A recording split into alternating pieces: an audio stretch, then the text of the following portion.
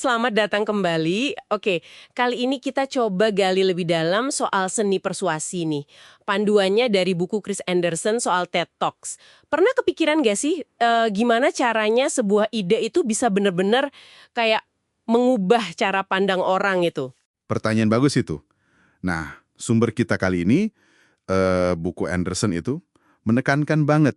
Persuasi yang asli itu, katanya bukan soal menang debat, dia bilang ini lebih ke seni, apa ya, menukar pandangan dunia orang dengan sesuatu yang ya harapannya lebih baik lah. Menukar pandangan dunia ya, menarik. Bukan maksa berarti. Bukan paksaan. Lebih kayak ngajak ngelihat dari sudut pandang yang beda aja, undangan gitu istilahnya. Oke, oke. Mari kita bedah ini lebih lanjut. Misi kita nih ya, pengen ngerti alat-alat kunci persuasi yang efektif itu apa aja sih menurut buku ini, biar Anda juga bisa lebih peka gitu, kapan teknik ini dipakai ke kita, atau mungkin gimana cara pakainya yang etis. Sip. Nah, inti dari proses menukar pandangan dunia ini, kata Anderson, itu basisnya satu, nalar atau reason. Mungkin kedengaran agak kuno ya, tapi buku ini bilang justru nalar itu fondasi paling kuat buat dampak jangka panjang. Nah itu dia, justru ini yang bikin penasaran. Sekarang kan kayaknya semua serba emosi, serba cepet. Kenapa justru nalar yang logis ini dianggap paling penting? Apa sih yang bikin dia bisa nempel lama di kepala orang? Beda sama pengaruh lain yang mungkin cepat hilang gitu. Gini, argumen yang dibangun pakai logika kuat, itu kalau udah diterima, dia cenderung mengendap. Jadi bagian cara kita mikir, gitu. Beda sama persuasi yang cuma mainin emosi sesaat. Nalar itu ngebangun pemahaman yang lebih dalam. Tapi ya itu, nalar sering butuh teman. Nah, teman-temannya ini siapa aja? Soalnya kan logika murni kadang gimana ya? Kaku gitu rasanya, atau malah bikin orang takut duluan. Buku ini ngasih saran nggak gimana manasin nalar biar lebih gampang masuk? Tepat sekali.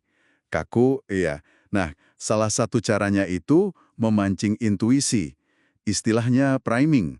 Kayak nyiapin lahan dulu sebelum nanam argumennya. Contohnya tuh Steven Pinker. Sebelum dia kasih data soal kekerasan global turun, yang mana kan susah dipercaya ya, dia jelasin dulu soal bias kognitif. Jadi pas datanya keluar, audiensnya udah lebih siap nerima, nggak langsung nolak. Ah, oke oke. Kayak pemanasan mental gitu ya. Selain itu, ada lagi, saya bayangin cerita pasti masuk nih. Cerita kan bisa nyelip gitu aja ya, ngelewatin pertahanan logika.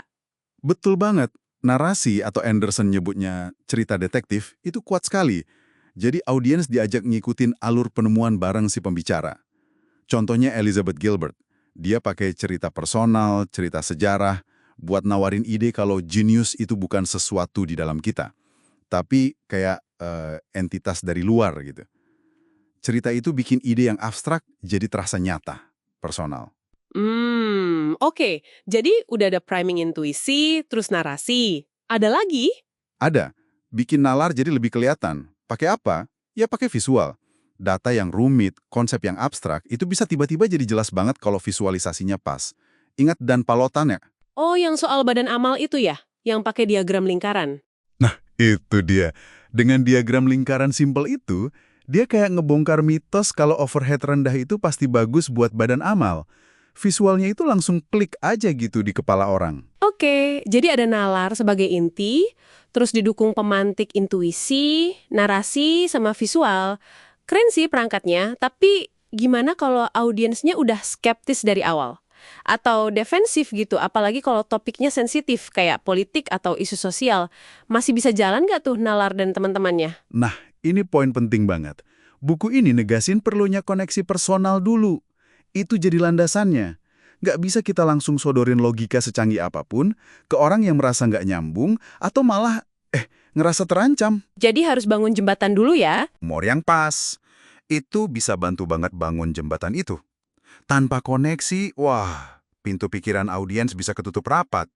Mau argumen sekuat apapun ya mental. Masuk akal, masuk akal. Jadi koneksi dulu, baru persuasi, pakai nalar dan kawan-kawannya.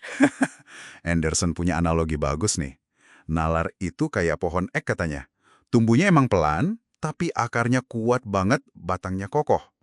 Nah, si pemantik intuisi, cerita visual tadi, itu ibarat pupuk sama airnya, yang bantu si pohon nalar ini tumbuh subur di pikiran audiens. Contoh dan Palota tadi bener-bener nunjukin kombinasi ini ya. Argumennya kan logis banget, tapi dia sajikan pakai visual yang cerdas, plus cara ngomongnya juga bangun koneksi kan? Betul. Hasilnya, dia berhasil nantang asumsi lama soal overhead badan amal.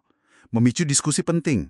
Itu bukti persuasi yang beneran ngubah pandangan. Keseimbangannya itu ya yang penting, antara yang rasional sama yang manusiawi. Iya, nalar kasih substansinya, tapi koneksi, cerita, visual, itu yang ngasih nyawanya. Bikin lebih gampang dicerna, lebih gampang diterima. Jadi, kalau kita tarik benang merahnya nih buat pendengar, persuasi yang beneran bisa ngubah pandangan dunia itu akarnya tetap di nalar yang kuat. Tapi, Tapi nalar itu perlu dihidupkan. Dihidupkan pakai apa? Ya pakai cerita yang nyentuh, pakai pemantik intuisi yang cerdik, sama visualisasi yang bikin terang. Ini bukan soal maksa, tapi lebih ke bangun jembatan ke pemahaman yang baru. oke, jadi buat Anda yang lagi denger ini, coba deh perhatiin. Kalau ada orang coba meyakinkan Anda, fokusnya kemana? Iya, coba dicek. Apakah cuma mainin emosi sesaat aja? Atau ada usaha serius buat bangun argumen yang logis, yang didukung bukti atau contoh, gitu.